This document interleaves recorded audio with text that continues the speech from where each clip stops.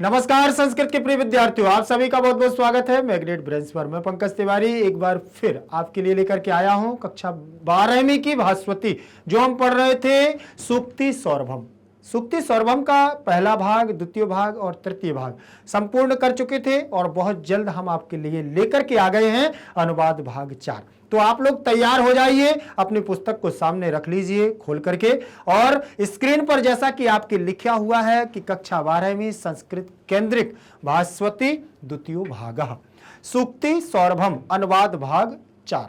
देखिए सूक्ति सौरभ क्या है, आपको बता दूं कि बहुत बड़ी बात को छोटे शब्दों में कह देना सूक्ति सौरभ कहलाता है, जिसे हम कह सकते हैं मुहावरे या लोकोक्ति। ये हमारी प्राचीन काल की कुछ विद्वानों के द्वारा, मनीषियों के द्वारा कही गई बातें हैं, जो ज्यादा बोलना पसंद नहीं करते थे लेकिन सारी बात को कहना पसंद करते थे।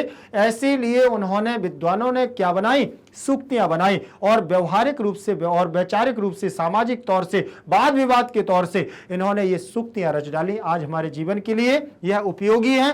तो हम लोग भी देखते हैं, अभी हम लोगों ने 3 भाग में 6 श्लोकों को पढ़ लिया है और 6 श्लोकों में हमें बहुत सारा ज्ञान भी मिला है। तो अब अगली हमारी जो सूक्ति है, अगला जो हमारा श्लोक है वो हमें क्या सिखाता है वो देखेंगे।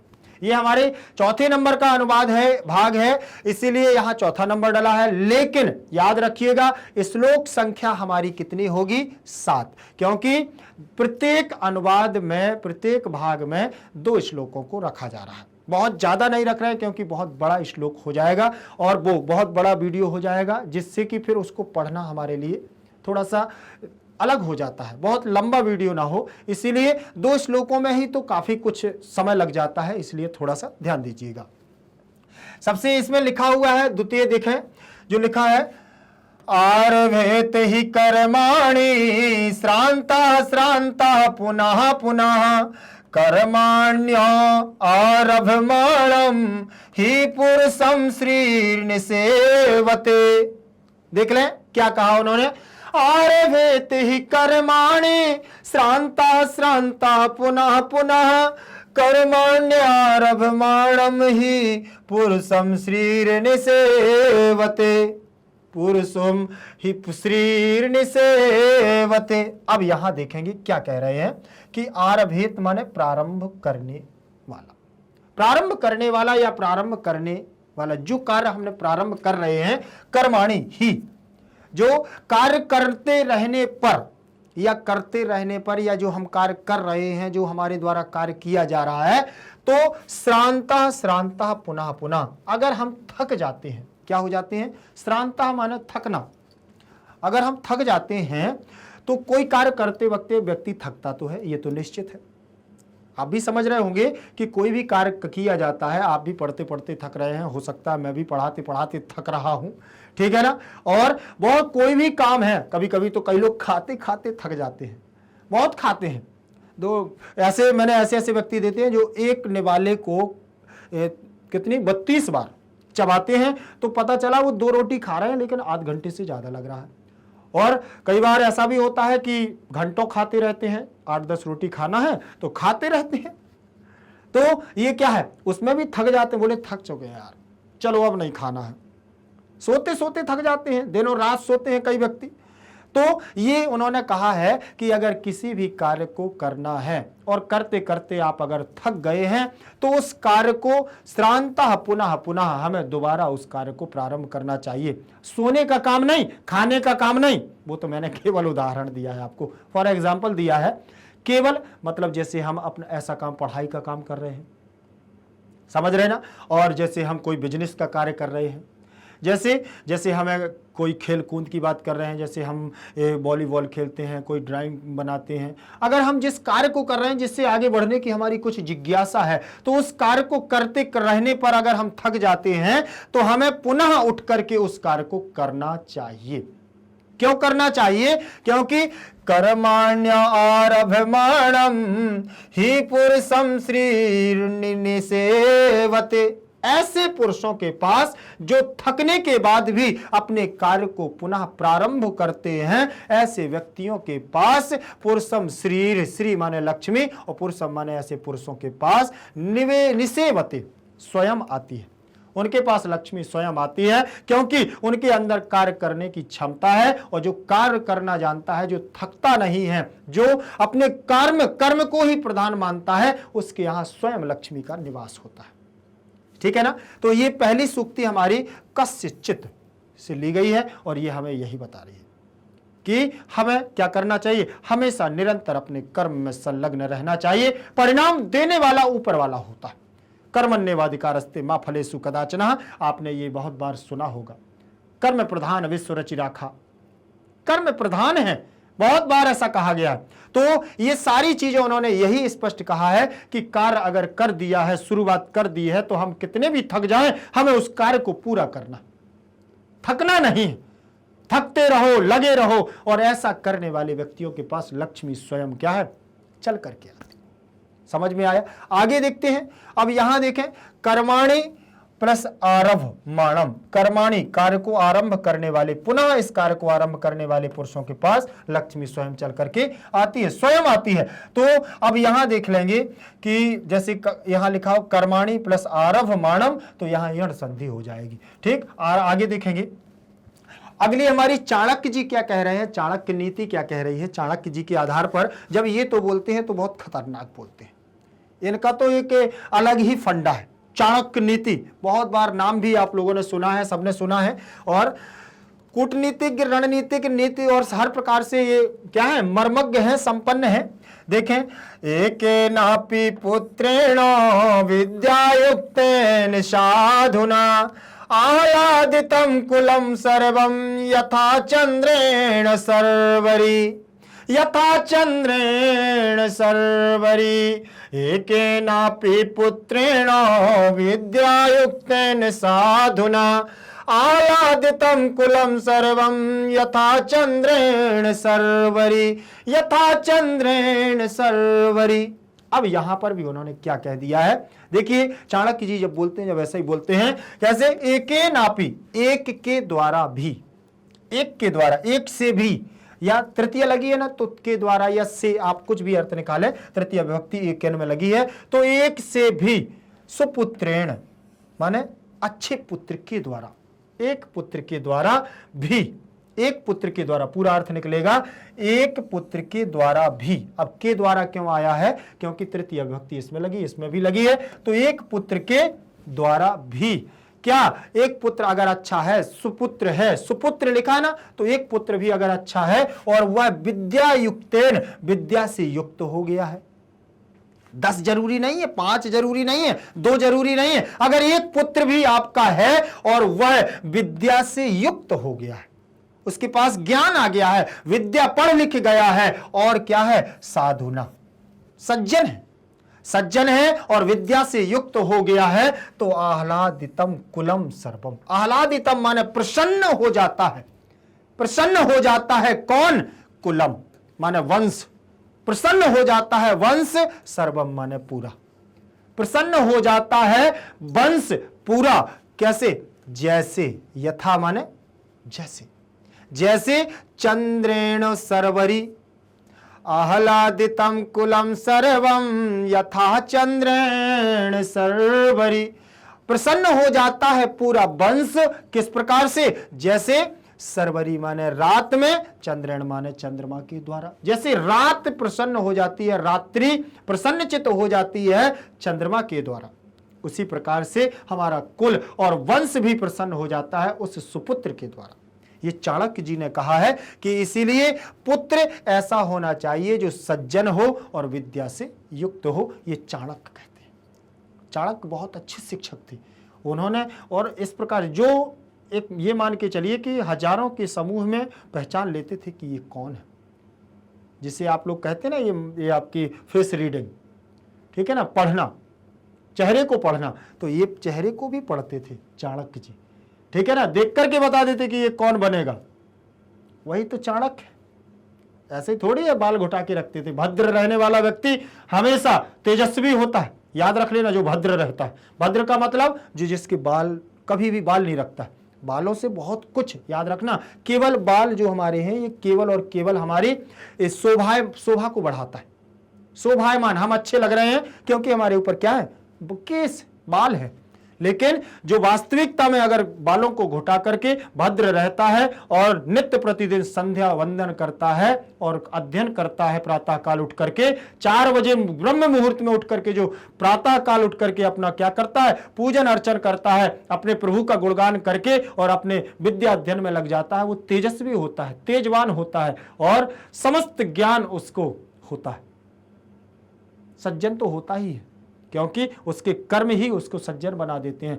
सुबह प्रातः काल उठना, स्नान ध्यान करना, पढ़ना लिखना और अपने कर्म में लीन रहना, वैसे भी वो सज्जन बन जाता है। उसको समय ही नहीं है विषक्तियों में, विपत्तियों में, व्यसनों में लीन होने का। पढ़ने पर उसका दिमाग होता है, ऐसा व्यक्ति तो सज्जन ऑटोमेटिक हो जाता है। यही चाणक्य जी कह रहे हैं कि एकेनापि सुपुत्रेण विद्यायुक्तेन साधुना आह्लादितं कुलं सर्वं यथा चंद्रेण सर्वरि, यथा चंद्रेण सर्वरि। चंद्रेण सर्वरि, रात्रि प्रसन्न हो जाती है चंद्रमा के द्वारा, और एक अच्छा पुत्र अगर वंश में उत्पन्न हो गया और वह विद्या से युक्त और सज्जन हो जाता है तो पूरा वंश उससे प्रसन्न चित्त रहता है। चले आगे, चले देखिए। अब यहां पर थोड़ा सा ध्यान देंगे कि एकेनापि में दीर्घ संधि,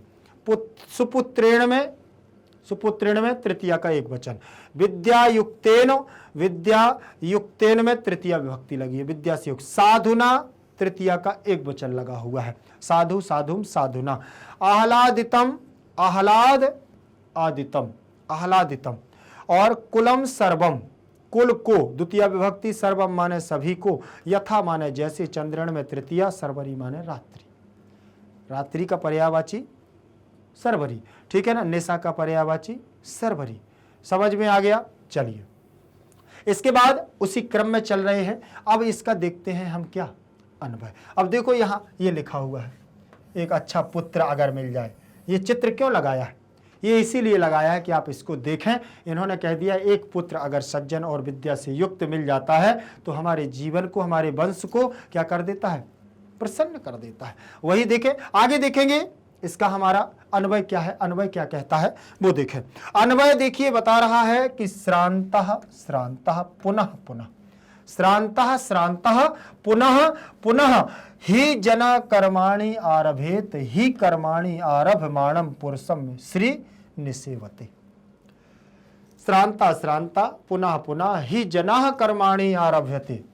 ठीक, थके हुए होने पर भी बार बार जो लोग अपने कर्म को आरंभ करते हैं, और आरंभ करने वाले ऐसे पुरुषों के साथ लक्ष्मी हमेशा निवास करती है। एकेन विद्यायुक्तेन साधुना सुपुत्रेण अपि सर्व कुलम आह्लादितम भवति, यथा चंद्रेण सर्वरी आह्लादितः भवति। समझ में आ गया होगा आपको? इसका अर्थ अभी बता चुका हूं, वही है। यह अन्वय केवल और केवल अर्थ निकालने के लिए व्यवस्थित क्रम दिया जाता है।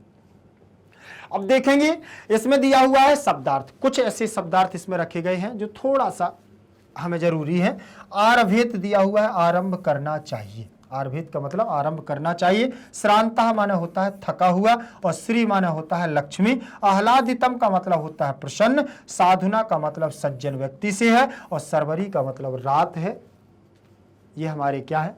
ये शब्दार्थ है। आगे देखेंगे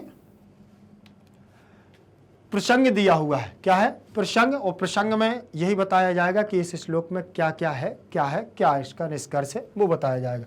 प्रस्तुत श्लोक क्या दिया है? प्रस्तुत श्लोक संस्कृत पाठ्य पुस्तक। प्रस्तुत श्लोक जो दिया हुआ है वो संस्कृत पाठ्य पुस्तक भास्वती द्वितीय भाग में संकलित अध्याय सूक्ति सौरभम से उद्धृत है। प्रथम श्लोक में कार्य करने वाले कर्ण करने की व अग्रिम में सुपुत्र की प्रशंसा की गई है। ठीक है ना? अग्रिम में, आगे में, इसकी क्या है? दूसरे में क्या है? प्रशंसा की गई है। दूसरे श्लोक में, अग्रिम माने दूसरे श्लोक में सुपुत्र की प्रशंसा की गई है। आगे देखें सरल अर्थ। सरल अर्थ इसका क्या है देख ले। आपको अर्थ तो मैंने बताया है, आपके दिमाग में ये सारी चीजें भर भी गई होंगी। व्यक्ति को कार्य करते हुए थक जाने पर भी पुनः कार्य को प्रारंभ करना चाहिए, क्योंकि कार्य आरंभ करने वाले व्यक्ति के पास सभी संपत्तियां स्वयं चल करके आती हैं। लक्ष्मी आ जाए तो समझ लो सब संपत्ति आ गई। एक विद्या से युक्त अर्थात भली भांति पढ़े हुए व सज्जन स्वभाव वाले सुपुत्र से संपूर्ण वंश उसी प्रकार आनंदित होता है जैसे चंद्रमा से रात्रि, जैसे चंद्रमा से रात्रि प्रसन्न होती है, वैसे ही एक अच्छे पुत्र से पूरा हमारा कुल क्या हो जाता है, प्रसन्न हो जाता है। आगे देखेंगे, भावार्थ रहेगा आपका हिंदी, ये कवियों का भावार्थ है। भाव यह है कि जीवन में कभी हार नहीं माननी चाहिए। भाव हमारा यही है कि जीवन में कभी हार नहीं माननी चाहिए तथा बार बार कार्य को प्रारंभ करना चाहिए। ऐसे व्यक्ति के पास लक्ष्मी स्वयं पहुंचती है। इसी प्रकार अच्छे स्वभाव वाले पुत्र से संपूर्ण वंश उसी प्रकार आनंदित होता है जैसे चंद्रमा से रात्रि सुशोभित हो जाती है। ये आपको भावार्थ है कवियों का, और एक बिल्कुल उन्होंने स्पष्ट बाध्यता कर दी है कि हमें कभी हार नहीं माननी चाहिए, डट करके मुकाबला करना चाहिए। क्योंकि आप जानते भी हैं कि यहाँ पर जो उन्होंने दिया हुआ है हार नहीं माननी चाहिए, तो कभी कभी ये होता है, देखिए ये मैं बेसिक सभी लोगों के हिसाब से कह रहा हूँ, कभी कभी हमारे कई लोग ऐसे होते हैं जो पढ़ते हैं तो बहुत जल्दी उनको समझ में आ जाता है, और कई हमारे विद्यार्थी ऐसे होते हैं कि जो 2-3 बार पढ़ते हैं फिर भी थोड़ा सा कम समझ में आता है। तो इसका मतलब ये नहीं है कि वो अपने आप को कमज़ोर समझ रहे हैं, उनको अपने आप को कमज़ोर नहीं समझना है और आपको निरंतर उस कार्य में लगे रहना है, हार नहीं मानना। हार माने मतलब आप गए फिर आपको नहीं आएगा, आपको निरंतर उस कार्य में प्रयत्नशील रहना है। आज नहीं तो कल नहीं, कल नहीं तो परसों, निश्चित ही एक दिन आप उस पर विजय प्राप्त कर लेंगे। तब तो है, वही है निरंतर कार्य में संलग्न रहना, ठीक है ना। अब यहां पर उन्होंने ये सारी चीजें बतला दी हैं कि हमें कभी भी हार नहीं माननी चाहिए। भावार्थ ही यही है। भावार्थ उन्होंने संस्कृत में भी परिवर्तन करके दिया है, जिसे हम कहते हैं ट्रांसलेट, ठीक है ना। और हमें संस्कृत में अनुवाद करना है, कैसे करना है देखें।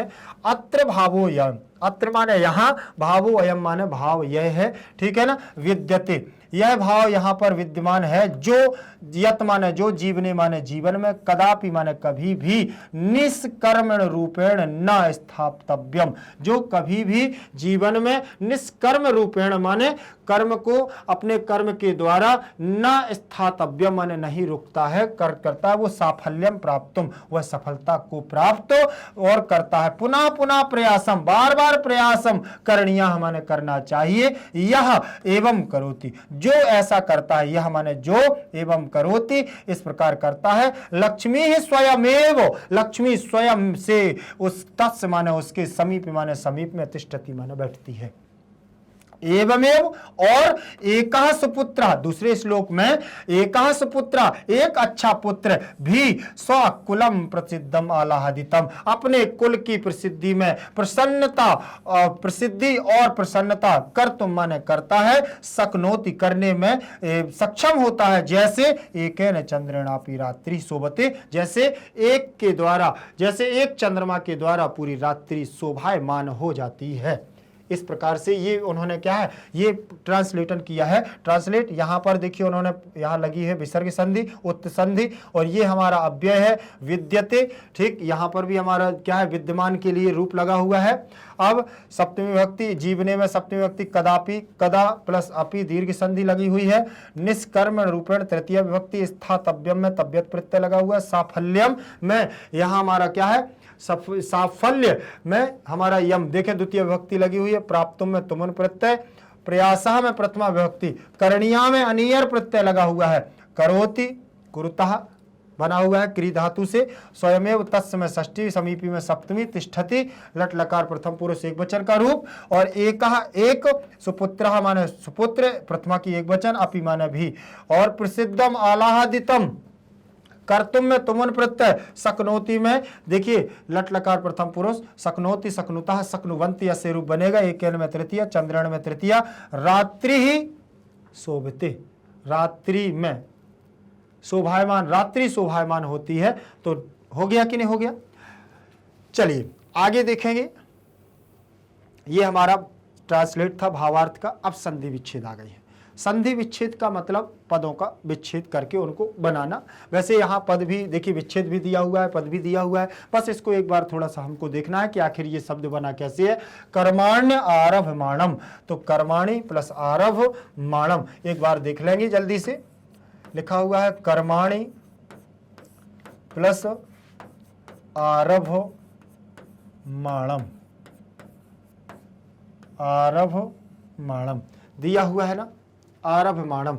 अब यहां पर जो दिया हुआ है कर्माणी में, तो यहां आप कहेंगे क्या, यण संधि। क्यों कहेंगे यण संधि? क्योंकि बीच में या आया है ना, और या से पहले आधा अक्षर भी है, तो या से पहले आधा अक्षर निश्चित है कि हमारी यण संधि को दर्शाता है, तो यण संधि ही होगी। यण संधि है, और यण संधि अगर है तो सूत्र भी हमारा लगेगा इको यणचि। कौन सा सूत्र लगेगा? इको यणचि। और इको यणचि सूत्र क्या कहता है? एक प्रत्याहार के स्थान पर, एक प्रत्याहार के स्थान पर यण प्रत्याहार होता है, एक के स्थान पर यण, तो यहां हो जाएगा ई, एक प्रत्याहार में वर्ण आएगा ई, उ, ऋषि और लिरी, ये आ गया है। ये हमारे एक प्रत्याहार में वर्ण होंगे, और यण प्रत्याहार में होंगे या, वा, रा, लिरी के स्थान पर ला। ठीक है ना, या, वा, रा, ला।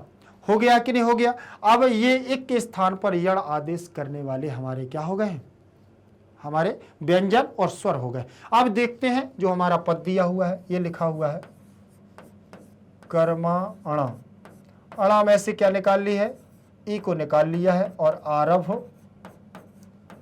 आरभमाणम, आरभमाणम दिया हुआ है। हो गया कि नहीं? अब ई के स्थान पर हमें क्या करना है? आप देखें, ई के स्थान पर क्या होगा? या होगा।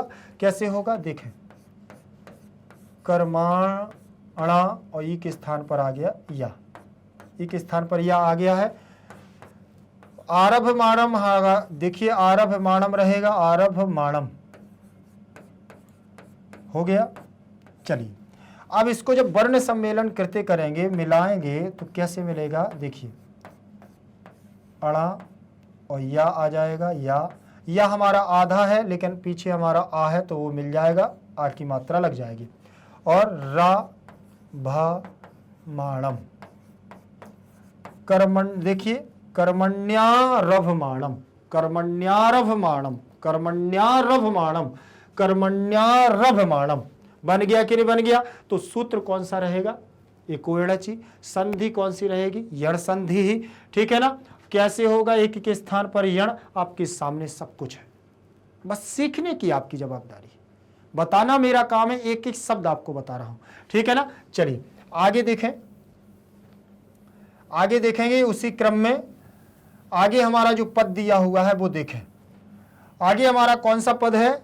ये लिखा हुआ है श्रीर निसेवते, श्री प्लस निसेवते। यहां पर विसर्ग संधि है, विसर्ग लगी है तो विसर्ग ही लगा है, तो विसर्ग ही माना जाएगा। निसेवते दिया है ना, निसेवते दिया है।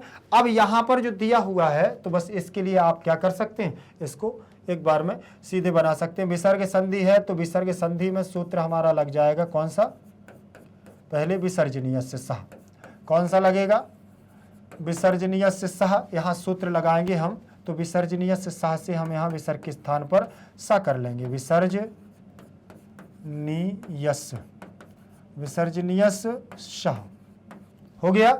विसर्जनीय से सह से हम विसर्ग के स्थान पर स कर लेंगे, श्री श। और निषेवते क्या हो गया? निषेवते हो गया, निषेवते। अब यहाँ सा है तो अब यहाँ सूत्र लग जाएगा हमारा सस जुसो रू। कौन सा? सस जुसो रू, सस जुसो रू लग जाएगा। देखें, सस जुसो रू लगेगा तो सा के स्थान पर हो जाएगा क्या? रू। क्या होगा? रू हो गया। और निसे वते हो जाएगा। क्या हो गया हमारा? निसे वते हो गया। अब यहां ऊ है, जो रा में ऊ लगा है, तो उपदेशे, उपदेशे, उपदेशे अजनुनासिक उपदेशे अजनुनासिक हमारा इत हो जाएगा और ऊ की इत संज्ञा हो जाएगी। तो ये हो गया हमारा रा, हो गया, और रा में से ऊ निकल गया तो आधा हो गया, निसे वते हो गया। बस इतना याद रखना। अब यहां पर आपको कुछ नहीं करना है, अब बस ये है जो रा है, पीछे हमारा स्वर तो है नहीं है, और जब स्वर नहीं है तो जल तुम भी क्या न्याय है ना, रेफस से ऊर्ध्वगमनम और ऊर्ध्वगमन हो जाएगा, शिरो रेखा पर हमारा रा पहुंच जाएगा। तो ये हमारा शरीर ऐसे हो जाएगा, निसे वते हो जाएगा। ठीक, और ये बन गया है हमारा कौन सा, शरीर निसे वते, कौन सी संधि, विसर्ग संधि हो गई। ठीक है ना। आगे देखें, अगला हमारा पद क्या कह रहा है, एके नापी, क्या दिया हुआ है, एके नापी, कदापि और एके नापी दोनों दिए हुए हैं। आप उनको दोनों को एक साथ कर लेंगे, जैसे यहाँ एके नापी दिया, एकेन प्लस अपी यहाँ पर, और यहाँ लिखे दे रहा हूं। चलिए पहले इसको देख लो, फिर इसके बाद कदापि बताए दे रहा हूं। यहां पर एकेन प्लस अपी दिया है, तो इसका आ और इसका अपी का आ दोनों को ले लीजिए, और दोनों को लेने के बाद इससे आ बना करके बड़ा आ। लेकिन ये पता होना चाहिए कि जो आ और आ आमने सामने आता है तो बड़ा आ किस संधि में होता है, ये बस ध्यान रखना। तो ये हमारा होता है किसमें, दीर्घ संधि। किसमें होता है, ये दीर्घ संधि में होता है। और दीर्घ संधि का हमारा सूत्र कौन सा है, अकह सवर्णे दीर्घा। कौन सा सूत्र है, अकह सवर्णे दीर्घा। अकह सवर्णे दीर्घा सूत्र कहता क्या है वो देखना जरूरी है। ये कहता है कि छोटा आ या बड़ा आ, ये संधि में दो पार्ट होते हैं, पहला और दूसरा। तो पहले पद में उसने कह दिया आ, छोटा आ या बड़ा आ दो में से कोई हो, उसके बाद अगर छोटा आ या बड़ा आ दो में से कोई भी आते हैं तो हमेशा क्या बनता है, बड़ा आ बनता है। फिर उन्होंने कहा है कि छोटी ई या बड़ी ई के बाद अगर छोटी ई या बड़ी ई सामने एक ही जाति के वर्ण होने चाहिए, समान सवर्ण होना चाहिए। अकह सवर्णे तो समान होना चाहिए, चाहे छोटा हो या बड़ा हो, इससे कोई फर्क नहीं पड़ता है। अगर जैसे जेंडर की बात करें तो बच्चा लड़का चाहे छोटा हो और चाहे बड़ा हो वो कहलाएगा पुल्लिंग ही। तो छोटा आ हो चाहे बड़ा आ हो कहलाएगा वो आ ही। ठीक है ना। तो उसी प्रकार से यहां उन्होंने कहा है सवर्ण होना चाहिए। छोटा ऊ के बाद, छोटा ऊ या बड़ा ऊ के बाद छोटा ऊ या बड़ा ऊ आए तो बड़ा ऊ ही होता है। ठीक, अब बात करें ऋषि की, तो छोटी ऋषि या बड़ी ऋषि। ठीक है, उसके बाद छोटी ऋषि या बड़ी ऋषि दोनों आमने सामने हो तो हमेशा क्या बनता है, बड़ी ऋषि ही बनता है। ये हमारी दीर्घ संधि का नियम कहता है। अब हम इस संधि के नियम के आधार पर यहाँ फॉलो करते हैं। अब यहाँ जो फॉलो करना है वो आप देख लीजिए कि आ और आ के बाद हमें कैसे बड़ा आ बना है और कैसे हमें बनाना है। देख लें, यहाँ आ और आ हो गया। अब इसमें एकेन में से हमने क्या निकाल लिया है, ना में से आ को निकाल लिया है, और आ को निकाल लिया तो ना हमारा हलंत पड़ जाएगा, आधा हो जाएगा। और जो हमारा दोनों आ को मिलाकर के एक आ बना है तो इसको बीच में लिख देंगे। अब अपी में से आ निकल चुका है तो केवल और केवल हमारे पास पी बची हुई है। अब आ को इसमें मिलाएंगे तो ये बनेगा एके ना, और पा हमारा लास्ट में तो ये बन जाएगा एके ना पी। बन गया है कि नहीं बन गया, एके ना पी। तो कौन सी संधि हो गई, दीर्घ संधि। सूत्र कौन सा, अकह सवर्ण दीर्घा। नियम कौन सा, आ के बाद आ आने पर क्या बन गया, दीर्घ आ बन गया। तो दीर्घ संधि हो गई। अब इसी में आप देख लीजिए बिल्कुल सेम, कौन सा, कदा प्लस अपी, कदा प्लस अपी हो गया कि नहीं हो गया। तो इसमें आ और इसमें आ, दोनों आ है। बड़ा आ के बाद छोटा आ, बड़ा आ के बाद छोटा आ। अब इसको आपको करना है, कैसे करना है ये आप पे डिपेंड करता है, केवल इस नियम को आपको लागू लगाना है। ठीक है ना, ठीक है। तो ये आप जब आ को आप लगा देंगे तो आपसे ये कदापि भी क्या है, बिल्कुल एकदम पूर्णतः बन जाएगा। कैसे बनना है देख लीजिए, ये हमारा लिखा हुआ है कदापि। देखिए इसका आ और आ मिला करके बड़ा आ बना दिया। अब इसमें बस इतना ध्यान रखना है कि जब इसका आ निकाल लिया है तो इसमें हमारा बचेगा क्या, कद बचेगा। दोनों को मिलाया और यहां क्या हो गया, बड़ा आ, और अपी में से क्या बच गया, पी। इसको मिला दो दा में, फिर से क्या बना, कदा। और पी कदापि। बन गया कि नहीं बन गया? बिल्कुल सेम, कोई परिवर्तन नहीं होता है। दीर्घ संधि यही है, दीर्घ संधि का सूत्र यही है, शब्दों का परिवर्तन होता है। कैसे? हमें शब्दों को, बहुत सारे शब्द होते हैं कि सर हमने तो केवल जो हमारी एक्सरसाइज में थे हमने उनको कर लिया है, बस एक्सरसाइज के अलावा और नहीं बनते हैं। आप इस दिमाग से निकाल दो कि हम एक्सरसाइज को हल कर रहे हैं। ये मान के चलो कि हम कहीं से भी कोई पद आ जाए, मुझे संधियां ऐसे ही पढ़ना है। कोई कहीं से भी शब्द आ जाए तो उसका विच्छेद करना मुझे आना चाहिए। कोई कहीं भी विच्छेद पद पड़ा हो, हमें उससे क्या करना है? उसको जोड़ते बनना चाहिए। और ये कब होगा? जब आप न्यूज़पेपर पढ़ते हैं, कठिन शब्द आपको मिलते हैं, कहीं किसी ने बोला, कहीं दुकानों पर चलते हुए, रोड पर चल रहे हैं, दुकानों पर कोई शब्द लिखा होता है, चलते हुए भी पढ़ाई हो जाती है। दिमाग में सोचते जाओ आखिर ये शब्द लिखा हुआ है तो इसमें कौन सा समास होगा, इसमें कौन सी संधि होगी, ये कैसे टूटेगा, इसमें मूल शब्द क्या है। ये सारी चीज़ें हमारी बेसिक रूप से दिनचर्या में चलते हुए भी हम अध्ययन को कर सकते हैं और इससे बहुत मजबूत होती है हमारी पढ़ाई। चलिए, संधि विच्छेद तो आपको लगभग हो गया है। इसका पद परिचय पर चलते हैं। पद और परिचय, ठीक है ना? पद परिचय का मतलब क्या है? हमारी पद परिचय पर ध्यान देंगे। दिया हुआ है शब्द रूपों पर पद, शब्द रूपों पर आधारित। शब्द रूपों पर आधारित कैसे पद परिचय होगा वो देखें। सबसे पहले दिया हुआ है कर्माणि। कर्म हमारा मूल शब्द है। मूल शब्द क्या है? कर्म। अब द्वितीय विभक्ति बहुवचन में हमारा क्या बनेगा? कर्माणि। कैसे? जैसे फलम, फल के रूप आप चलाते हैं तो फलम फले फलानि, कर्मम कर्मे कर्माणि, फलम फले फलानि, फलम फले फलानि, कर्मम कर्मे कर्माणि। अब आप पूछोगे कि ये तो प्रथमा विभक्ति है और ये तो द्वितीय विभक्ति दे रहे हैं, तो आपको याद रख लेना कर्मों को का अर्थ निकला है, इसलिए द्वितीय विभक्ति लगाई है। प्रथमा और द्वितीय दोनों समान होते हैं नपुंसकलिंग के रूप, ठीक है ना?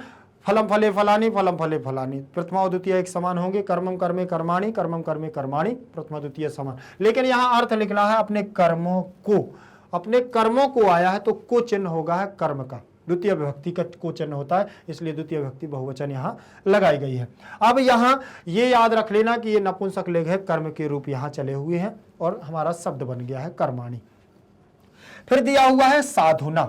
साधु हमारा मूल शब्द है और तृतीय विभक्ति एक वचन में हमारा रूप बनेगा। देखिए, साधु शब्द के लिए आपको मैं बता दूं कि बहुत सारे पद ऐसे हैं जो हम साधु से सीख सकते हैं। जैसे बात करें गुरु की, गुरु शब्द की बात करें, यहीं भानु शब्द की बात करें हम, ठीक है ना? भानु शब्द की बात करें, यहीं हम विष्णु शब्द की बात कर लें। किसकी? विष्णु शब्द की बात कर लें और यहीं पर हम साधु शब्द की बात कर लें, ठीक है? एक समान ही ये रूप चलेंगे, सब पुल्लिंगवाची उकारांत है, ठीक है ना? अब बात करें देखिए गुरु की, तो प्रथमा विभक्ति एक वचन में हमारा बनेगा गुरु, गुरुम, गुरुहु गुरुम, गुरुणा, गुरुहु गुरुम, गुरुणा, गुरुवे। क्या बनेगा? गुरुवे। गुरुहु गुरुम, गुरुणा, गुरुवे, गुरोह, गुरोह, गुरोह, गुरव, गुरव, ठीक है? ये हमने संबोधन नहीं लिखा अभी, मैंने अभी संबोधन लिखा नहीं है, याद रखिएगा। प्रथमा विभक्ति, प्रथमा, द्वितीया, तृतीया, चतुर्थी, पंचमी, षष्ठी, सप्तमी, केवल 7 विभक्तियों के बारे में यहाँ चर्चा की गई है। अब यहाँ देखेंगे भानु, भानु, भानुम, भानुना, भानवे, भानो, भानो, भानौ, विष्णु, विष्णुम, विष्णुना, विष्णुवे, विष्णो, विष्णो, विष्णु, साधु, साधुम, साधुना, साधवे, साधो, साधो, साधौ। बनेंगे कि नहीं बनेंगे? एक समान बनेंगे। एक रूप सीख लो आप बस। गुरु गुरुम, गुरुणा, गुरुवे, गुरो गुरो गुरौ, गुरु गुरु गुरुम, गुरुणा, गुरुवे, गुरो गुरो गुरौ, गुरु, प्रथमा द्वितीया गुरु, गुरु तृतीय चतुर्थी पंचमी, गुरुभ्याम गुरुभ्याम गुरुभ्याम, षष्ठी सप्तमी, गुरुवो गुरुवो, संबोधन है हे गुरु। बहुवचन में आएंगे गुरुवाह गुरुन, गुरुभि गुरुभ्या गुरुभ्या, गुरुणाम गुरुसु, भानवाह भानून, भानुभिः भानुभ्या भानुभ्या, भानुनाम भानुसु, साधवः साधून, साधुभिः साधुभ्या साधुभ्या, साधूनाम साधुसु। सब बन जाएंगे एक समान, बिल्कुल कोई परिवर्तन नहीं। तो यहां पर गुरुणा हमारा तृतीय विभक्ति में दिया है, तो बनेगा भानुना, विष्णुना और साधुना, और साधुना बनेगा तो ये बना हुआ है साधुना। साधु शब्द तृतीय विभक्ति एक वचन का रूप है, ये तृतीय विभक्ति है एक वचन का। बनेंगे कि नहीं बनेंगे? सारे पद ऐसे बन जाएंगे। चलिए, आपको ये बन गए होंगे, आप और थोड़ा सा प्रयास करेंगे, बाकी देखेंगे। आपके साथ मैं खड़ा हूं, आपको तो बिल्कुल चिंता करने की जरूरत ही नहीं है, ठीक है ना। आगे देखेंगे, आगे दिया हुआ है हमारा पद परिचय धातु रूपों पर आधारित। अब धातु रूप पर आधारित हमारा पद परिचय क्या है? यहाँ जो धातुएं दी हुई हैं ज़्यादा नहीं है, बिना ज़्यादा शब्द रूप है, तो इसमें कम ही रखे गए हैं, ज़्यादा इसमें रखने से कोई मतलब नहीं है, सारा अर्थ वहाँ बता दिया जाता है, तो इस पर ज़्यादा चर्चा नहीं है, ठीक है ना। अब देखेंगे आरभेत लिखा हुआ है, क्या लिखा है? आरभेत। आरभेत में जो दिया है आ बड़ा उपसर्ग है और रम धातु है, ठीक है ना, रभ धातु है, रभ, ठीक है ना, और विधिलिंग लकार है, प्रथम पुरुष एक वचन में होगा, आरभेत, आरभेताम, आरभे, आरभेयु, एत एताम एयु, ऐसे बनेगा। देखिए, आरभेत, आरभेताम, आरभेताम, आरभेताम, आरभेतेयु, आरभेतेयु, आरभेतेयु, ऐसे बनेगा। कहाँ है? विधिलिंग लकार चाहिए के अर्थ में। किसमें? चाहिए के अर्थ में, चाहिए के अर्थ में। और कहाँ बन रहा है? प्रथम पुरुष एक वचन में ये बन रहा है, द्विवचन में ये बन रहा है, और बहुवचन में ये बन रहा है। लेकिन यहाँ तो पूछा गया आरभेत, तो कहाँ पूछा गया है? एक वचन में, ठीक है ना। चले आगे देखें, आगे देखेंगे उसी क्रम में हमारा रहेगा निषेवते। क्या लिखा है? निषेवते। लट लकार प्रथम पुरुष, नि धातु है, सेव, नि उपसर्ग है, सेव धातु है, लेकिन ये सेव धातु आत्मनेपद की है। कैसी है? आत्मनेपद, आत्मनेपद की है, ठीक। और लट लकार वर्तमान काल है, वर्तमान काल है, ठीक। प्रथम पुरुष एक वचन का रूप होगा, जैसे लब धातु वैसे सेव धातु, ये सेवा करने के अर्थ में है। और यहाँ पर जो सेव है ष्टुत संधि होकर के सा हो गया है, ठीक। तो यहाँ जो बना हुआ जैसे लभ, लभते, लभेते, लब धातु के पता है ना, लभते, लभेते, लभंते, लभंते, ऐसे बनता है। तो यहाँ बनेगा हमारा, देखिए, नि से वते, ठीक है ना। अब यहाँ बन जाएगा हमारा नि से वेते, निसे, निसे वेते, ठीक है ना। अब यहां बन जाएगा हमारा क्या? निसे, निसे वंते, ये बन गया है इस प्रकार से। तो यहां निसेवते लिखा ना, निसेवते, तो ये लट लकार प्रथम पुरुष, ये हमारा एक वचन, ये द्विवचन, ये बहुवचन, ठीक है ना। और ये प्रथम पुरुष, प्रथम पुरुष है, लेकिन लट लकार वर्तमान काल का रूप हो जाएगा, ठीक। तो ये धातु रूप थे। क्या है ये? धातु रूप। धातु रूपों के आधार पर अब आगे देखेंगे उसी क्रम में, यहाँ पर पद परिचय के आधार पर समास दिए हुए। पद परिचय हो गए धातु रूप और शब्द रूपों के। अब समास है। समास में सबसे पहले दिया इन्होंने सुपुत्रेण, सुपुत्रेण, शोभनेन पुत्रेण अव्ययी भाव समास, शोभनेन पुत्रेण, शोभनेन पुत्रेण अव्ययी भाव समास दिया है। तो शोभेन, जो पुत्र शोभायमान हो, ऐसा सुपुत्रेण अव्ययी भाव हो जाएगा, ठीक। तो तृतीय अव्ययी भाव समास क्यों है? क्योंकि उपसर्ग सु लगा हुआ है, सु उपसर्ग लगा हुआ है। और यहाँ पर जो उन्होंने कहा है कि अगर अव्ययी भाव समास में देखिए उपसर्ग या अव्यय लगा होता है तो अव्ययी भाव समास ही होता है। तृतीय विभक्ति तो उन्होंने कहा सु उपसर्ग लगा हो तो विग्रह करते समय तृतीय विभक्ति का प्रयोग कर देना चाहिए, तो अव्ययी भाव समास। अव्ययी भाव समास का विशेष रूप से सूत्र होता है कौन सा? अव्ययम विभक्ति समीप समृद्धि वृद्ध्यर्था अभाव संप्रति या संप्रति शब्द प्रादुर्भाव पश्चात यथा अनुपूर्व पद सादृश्य संपत्ति सा कल्याण वचनेषु। इस सूत्र के माध्यम से हमारा ये पूरा अव्ययी भाव समास चलता है। विद्या युक्तेन, विद्या के द्वारा युक्त तत्पुरुष समास तृतीय विभक्ति होगी, विद्यया, ठीक है ना, विद्यया, विद्या, विद्या युक्तेन तृतीय विभक्तेन, ठीक है ना। तृतीय तत्पुरुष विद्या के द्वारा या विद्या से युक्त, विद्यया युक्तेन विद्या युक्तेन। चलिए ठीक है, आगे देखेंगे उसी क्रम में प्रत्यय दिए हुए। क्या दिए हैं? प्रत्यय दिए हैं। प्रत्यय क्या कह रहे हैं जरा वो देखेंगे। प्रत्यय हमें क्या बतला रहा है? श्रांता। सबसे पहले श्रांता दिया हुआ है, श्रम धातु है और कित प्रत्यय है। अब यहां पर इतना ध्यान रख लेना है कि श्रम धातु है, जो मकार है हमारा ता वर्ग है, माँ का परिवर्तन किस में हो जाएगा? ना में हो जाएगा। सबसे पहले ये देखें, श्रम धातु है श्रांता में, श्रम धातु और कित प्रत्यय है। तो का की संज्ञा करने के लिए लसक को तद्धिते लाना पड़ेगा।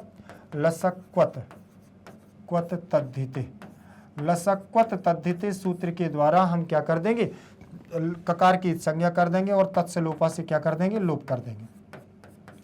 तत्स्य लोपा से लोप कर देंगे और लोप हो जाएगा तो केवल ता हमारा शेष रहेगा और श्रम हमारी धातु रहेगी। अब यहां पर हम लगाएंगे क्या? व्यंजन संधि। व्यंजन संधि की अनुनासिक संधि रहेगी। व्यंजन की कौन सी संधि? अनुनासिक। अनुनासिक, अनुनासिक हमारी संधि रहेगी। और कैसी? माँ का परिवर्तन पीछे वाले वर्ण को देख करके करेंगे। तो ता वर्ग का पंचम अक्षर क्या है? ता था दा धा ना, ता था दा धा ना। तो ता वर्ग मन तो हो जाएगा हमारा क्या? श्रन, श्रन धन ता। हो गया है कि नहीं हो गया? अब याद रखना कि जब हम इसका प्रत्यय का योग करेंगे तो आगे हमारा स्वर है उसको दीर्घ हो जाएगा, तो ये श्रा हो जाएगा। श्रा आधरना ता, श्रांत हो गया। विसर्ग श्रांतः, श्रांता, श्रांतम, इस प्रकार से। ठीक है ना? तो ये श्रांतः जो बना हुआ है इस प्रकार से हमारा बना है। ठीक, चले आगे देखें। आगे उसी क्रम में चलेंगे और आरभमाणम क्या दिया हुआ है? आरभमाणम। आ उपसर्ग है, रभ धातु है, सानच प्रत्यय है, द्वितीय विभक्ति एक वचन का हमारा रूप चल गया है यहाँ आरभमाणम। ठीक, तो आरभमाण बना लो तो समझ लो आरभमाणम बन गया। अब माँ को भूल जाओ, माँ को आप यहां से बिल्कुल भूल जाओ तो आरभमाण बना लो तो समझ लेना बन गया आपका। चलिए देखते हैं कैसे बनेगा। अब लिखा हुआ है आ उपसर्ग और रभ धातु, रभ धातु है, सानच प्रत्यय। सबसे पहले तो सानच प्रत्यय में पता होना चाहिए कि सानच प्रत्यय में हमारा शेष क्या है, सानच प्रत्यय में बचता क्या है। तो चा की संज्ञा करेंगे पहले हलंत्यम से। किससे करेंगे? हलंत्यम। हलंत्यम से चा की संज्ञा करेंगे और सा की संज्ञा करेंगे लसक्वत तद्धिति से। लसक्वत, लसक्वत तद्धिति से सा की संज्ञा करेंगे। यहां से चा चला गया, यहां से सा चला गया तो इसका बड़ा आ और ना बचेगा तो क्या हो गया? आन। आन बच गया और आन बच गया तो ये हमारा रभ हो गया, रभ हो गया। ठीक, अब यहां पर बड़ा आ है। बस इतना याद रखना है कि जब ये प्रत्यय जुड़ेगा तो ये धातु पूरी हो जाएगी। ठीक है ना? अभी तो ये आधी है क्योंकि रभ में हलंत लगी हुई है। ठीक, अब आन का करेंगे मान। आन का क्या करेंगे? मान। और इससे जोड़ेंगे हम तो ये बन जाएगा रभ और ये आ, तो आ जुड़ेगा आ रा भा, मान जुड़ेगा तो धातु पूरी हो जाएगी मान। आरभ मान बन गया। अब यहां सूत्र लग जाएगा अट कुपवांग नो में मव्यवायोपी। अट कुपवांग कुपवांग नुम, नुम मव्यवायोपी, अव्यवायो वायोपी। ठीक है ना? ये अट का व्यवधान होने पर नकार का क्या हो जाता है? अणाकार और विसर्ग लग जाएगा। तो आरभ माणा, और आरभ माणा के बाद यहाँ ये पुल्लिंग हो गया, फिर हो जाएगा आरभ माणा। स्त्रीलिंग नपुंसक लिंग में बनेगा आरभ माणम। ये जो यहाँ पर रूप बना हुआ है आरभ माणम, ये हमारा लास्ट में बना हुआ है आरभ माणम, याद रख लीजिए। ठीक है ना? बन गया आरभ माणम। नकार का अणाकार होकर के आरभ माणम हमारा बन जाएगा। ठीक, आगे देखेंगे। इसके बाद दिया हुआ है आह्लादितम। क्या दिया हुआ है? आह्लादितम। तो आ उपसर्ग है, हलद, हलद यहां पर हमारी क्या है? आह्लादितम, आह्लादितम। इणच प्रत्यय है, कित है, तो आ से इसको जोड़ेंगे तो आ हा। ठीक, लाह दितम, तो लाह दितम, तो यहाँ इणच की ई बच जाएगी। चा की संज्ञा तस्लोपा स्लोप अणाकार के केवल ई रहेगा, ई रहेगा। अब यहाँ पर जो ला है वो ला हमारा यहाँ आ जाएगा, ठीक है ना। और आ हो जाएगा दा, और ई में जुड़ेगा दी, और कित प्रत्यय से हमारा क्या है, ककार की संज्ञा लसक को तद्धिति से, और तस्लोपा से लोप, और ता बचेगा तो आह्लादिता बन गया। फिर बनेगा हमारा आह्लादिता, और फिर बनेगा हमारा आह्लादितम।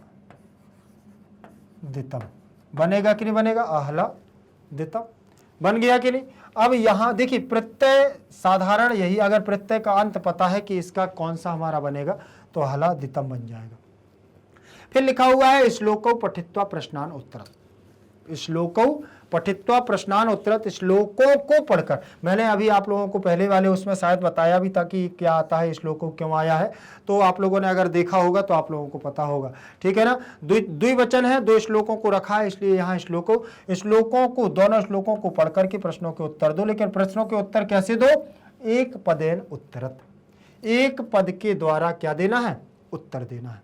एक पद के द्वारा अगर उत्तर देंगे आप तो कैसा, पुरुषम कहा निसेवते, क्या कह रहा है, पुरुषम का निसेवते, पुरुष को देखिए क्या क्या निसेवते, देखिए सेव धातु है, क्या करना चाहिए पुरुष को देखो श्री क्या होती है, पुरुष के पास कौन निवास करता है, लक्ष्मी स्वयं आती है।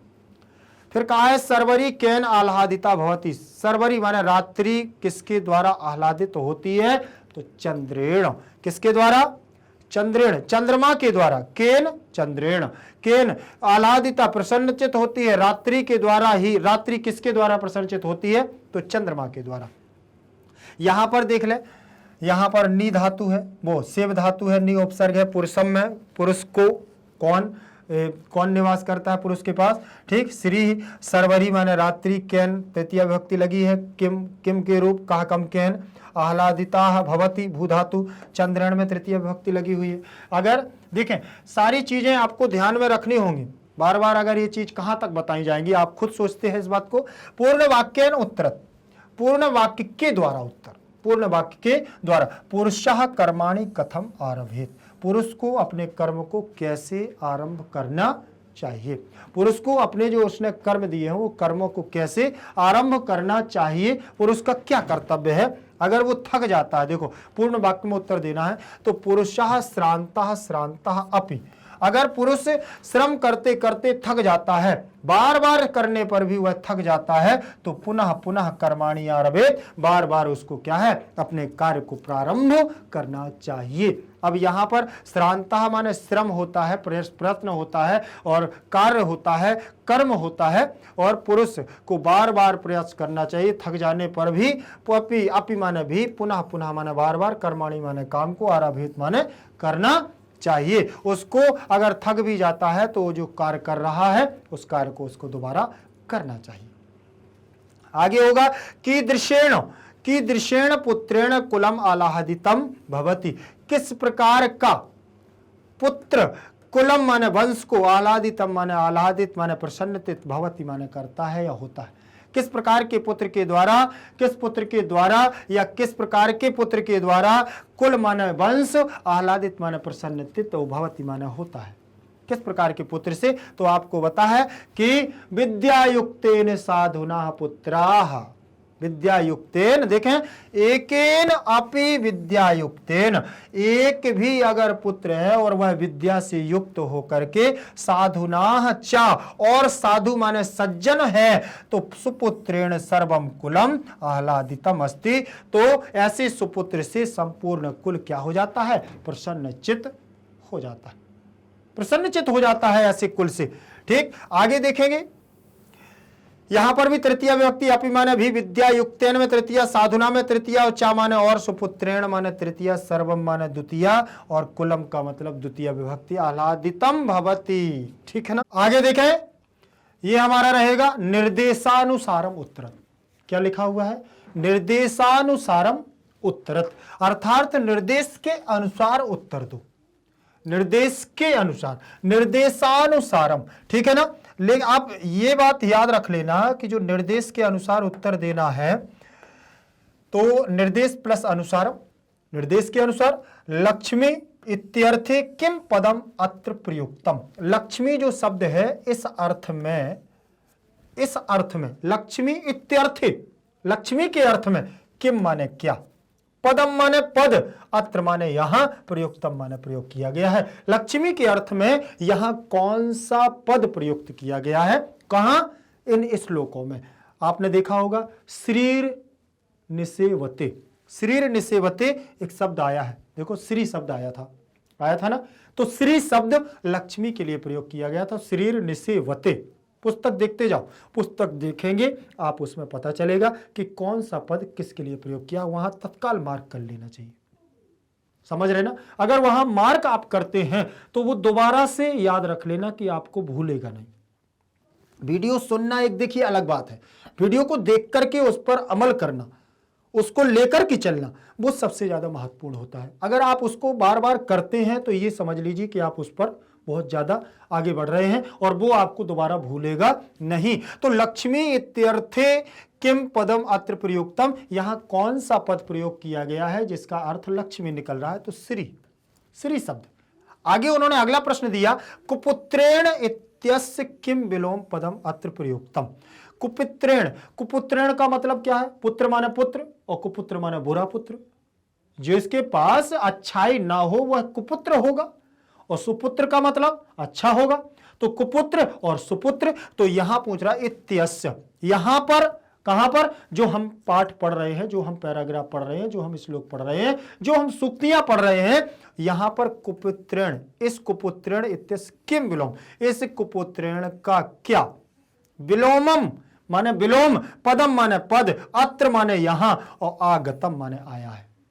कौन सा ऐसा पद है जो कुपुत्र, कुपुत्रेण का विलोम पद है, तो आपने देखा सुपुत्रेण आया, क्या आया है, सुपुत्रेण, देख ले, सुपुत्रेण का कुपुत्रेण हो जाएगा, विलोम पद हो जाएगा, ठीक है ना। अब यहां पर कुपुत्रेण में तृतीया लगी हुई है, सुपुत्रेण में भी तृतीया ही लगी हुई है, ठीक है ना। अब आगे दिया हुआ है साधुना इत्यस्य पदस किम विशेषम। साधुना शब्द जो आया हुआ है वो किसके लिए आया है, किसका विशेषण है, साधुना, साधुना इति पदस्य किम माने क्या, विशेष्य माने विशेष है। साधुना शब्द किसके लिए प्रयोग किया गया है, आप जरा ये बताएं। साधुना का अर्थ तो यहां सज्जन निकलेगा, क्या निकलेगा, सज्जन, सज्जन शब्द आ गया है। अब सज्जन शब्द जो साधुना आया है ये किसके लिए आया है, साधुना, बस इतना याद रख लेना है कि ये साधुना जो आया हुआ है ये किसके लिए आया है, ठीक है ना, किसके लिए आया है, आप बताएं। पुत्र विद्यायुक्तेन, विद्यायुक्तेन च साधुना, विद्यायुक्तेन साधुना च, विद्या से युक्त और सज्जन होना चाहिए, कौन, सुपुत्रेण। तो किसके लिए आया है, विशेष कौन माना जाएगा, पुत्र माना जाएगा। पुत्र विशेष का मतलब कर्ता, विशेष का मतलब कर्ता, और किसके लिए ये साधुना शब्द आया है, सुपुत्र के लिए आया है। तो देखो अर्थ क्या होगा, सुपुत्रेण, किसके लिए आया है, सुपुत्रेण। तो आपको ये सारी चीजें समझ में आई होंगी, निर्देश के अनुसार ये उत्तर दे रहे हैं, ठीक है ना। तो लक्ष्मी के लिए श्री शब्द प्रयोग हुआ, कुपुत्रेण का विलोम यहां सुपुत्रेण हो जाएगा, साधुना का विशेष पद, तो ये क्या होगा, साधुना, फिर क्या होगा, जब ये विशेष है तो साधुना क्या होगा, विशेषण होगा, क्या होगा, पुत्र कैसा है, सज्जन है, तो ये विशेषण कहलाएगा, क्या कहलाएगा, ये विशेषण। और जहां विशेषण और विशेष होता है वहां कर्मधारय समास होता है। कौन सा समास होता है, कर्मधारय समास। साधुना में हमारा वो पुत्र, इसमें पुत्र सुपुत्रेण में अव्यय भाव समास होगा, और जहां विशेष पुत्रेण सुपुत्र, सुपुत्र साधुना पूरा आ जाए पद, तो फिर कौन सा हो जाएगा, कर्मधारय समास हो जाएगा, हो जाएगा कि नहीं हो जाएगा। तो ये सारी चीजें देखिए जानना और पहचानना आपके ऊपर डिपेंड करता है कि आपको कैसे पढ़ना है। पूरे पाठ में, पूरे इसमें हमारे पैराग्राफ में आपको एक चीज याद रखना है कि जो सूक्ति और सौरभ हमारे जीवन के लिए दी जा रही हैं, ये सूक्तियां जो दी जा रही हैं, इनको व्यवहारिक जीवन में भी हमें उतारना। अगर इन सूक्तियों को हम व्यवहारिक जीवन में उतारते हैं तो व्यवहारिक, हमारा व्यवहारिक विचार तो बदलेगा ही, और हमारा पाठ्य सामग्री भी बढ़ती जाएगी, पाठ को भी हम अच्छे से पढ़ते जाएंगे, बढ़ते जाएंगे कि नहीं बढ़ते जाएंगे। तो उसी क्रम में अगर हम चलते हैं तो समझ लीजिए कि बहुत सारी चीजें मिलती जाएंगी। चलिए आगे देखते हैं उसी क्रम में। ये हमारा अनुवाद भाग 4 भी पूरा कंप्लीट हो गया है। अनुवाद हमने पूरा पार्ट, इसके धीरे धीरे पार्ट पर हम बढ़ रहे हैं और अनुवाद भाग 4 हमारा पूरा कंप्लीट हो गया है, ठीक है ना। तो सूक्ति सौरभम नामक जो पार्ट है, धीरे धीरे क्रम से अगला भाग हम लेकर के बहुत जल्द आपके समक्ष होंगे और आप लोग भी तैयार रहिएगा। लेकिन उससे पहले ये चारों भाग आपको कंप्लीट कर लेने हैं, मतलब 8 श्लोक आपको कंप्लीट हो जाने चाहिए, एक एक शब्द, क्योंकि जिस दिन कंप्लीट चैप्टर रिवीजन लेकर के आऊंगा उस दिन आपसे ही सवाल रहेगा, आपको ही जवाब देना होगा, इस बात को ध्यान रख लेना। अब बात करते हैं ऐसे हमारे जो छात्र, ऐसे हमारे जो भाई, ऐसे हमारे जो इस परिवार के सदस्य हैं जो ये सोच रहे हैं कि सर मैं तो हिंदी मीडियम से हूं, मैं तो इंग्लिश मीडियम से हूं, लेकिन ये संस्कृत समझ में नहीं आ रही है। तो उनको बता दूं, संस्कृत का कोई मीडियम नहीं होता है। संस्कृत चाहे हिंदी की हो और चाहे इंग्लिश मीडियम की हो, संस्कृत मतलब संस्कृत ही होती है, इसमें कोई परिवर्तन नहीं होता। आपके टॉपिक परिवर्तन कर सकते हैं, टॉपिक चेंज हो सकते हैं, लेकिन संधियां कभी चेंज नहीं होंगी। जो शब्द है, शब्दावली है, वो कभी परिवर्तन नहीं होगी। चाहे आप सीबीएसई इंग्लिश मीडियम से हो, चाहे सीबीएसई हिंदी मीडियम से हो, और चाहे यूपी बोर्ड से हो, चाहे बिहार बोर्ड से हो, चाहे एमपी बोर्ड से, कहीं से भी आप संबंधित हो, कहीं से भी हो, संस्कृत में कोई परिवर्तन नहीं होगा। आप तो बस पढ़ते रहिएगा, चिंता करेंगे हम, आपको नहीं करना, बस पढ़ते रहिएगा। लेकिन उनके लिए भी बता दूं, जो हमारे नए सदस्य जुड़ रहे हैं, जिन्होंने अभी तक सब्सक्राइब नहीं किया है, वो सब्सक्राइब कर लें। और जिन्हें ये है कि नई वीडियो हमारे पास आते ही नहीं है, कैसे आएंगे, तो वो लाइक शेयर कमेंट के साथ बेल आइकन को दबाएं, तो जिससे कि नई वीडियो की अपडेट उनके पास आती रहेगी। हमारे यहाँ पर नोट्स भी अवेलेबल है, लेकिन कैसे, ई नोट्स और ई बुक्स के माध्यम से उनको नोट्स प्रोवाइड कराए जाते हैं। तो वो लिंक पर जाएं, डिस्क्रिप्शन बॉक्स पर संपर्क करें, नोट्स भी उनको मिल जाएंगे। और मैं उनको बता दूं कि जिन्हें ये लगता है कि कुछ नहीं, आपको शुभकामनाएं हैं, कुछ नहीं लगना है, बस पढ़ना है। आपका एक ही गोल होना चाहिए कि मुझे पढ़ना है, संस्कृत आएगी। ये हमारी शुभकामनाएं हैं। मैग्नेट ब्रेन्स परिवार की तरफ से आपको बहुत उज्जवल भविष्य की शुभकामनाएं। आप लोग हमारे साथ बने रहिएगा, जुड़े रहिएगा। धन्यवाद।